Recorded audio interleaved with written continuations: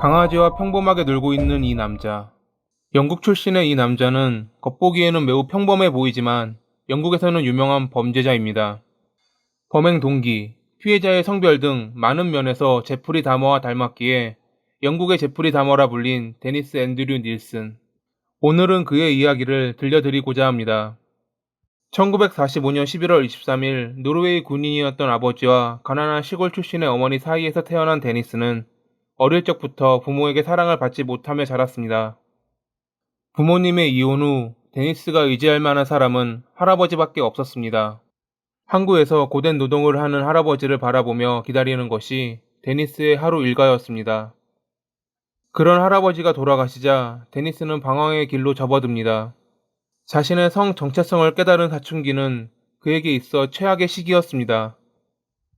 자신이 동성에 관심이 있다는 것을 들키지 않으려 노력했지만 어느 날 그의 형이 사실을 알아차렸고 그로 인해 지인들에게도 알려지자 모두 그를 멀리했습니다.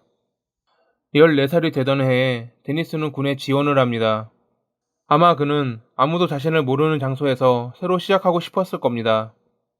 군에 들어간 데니스는 뛰어난 능력을 보여주며 사람들에게 칭찬받았고 후에 그는 당시를 내 생의 가장 행복한 순간이라 표현했습니다.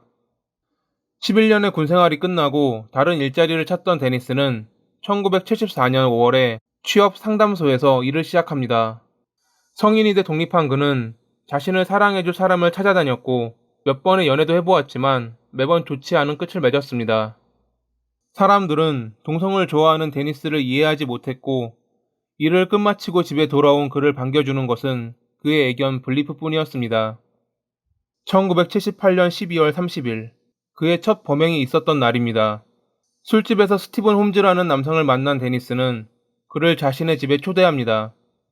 둘은 술을 마시고 음악을 들으며 밤을 보냈고 다음날 일어난 데니스는 침대에 있는 스티븐을 물끄러미 쳐다봤습니다.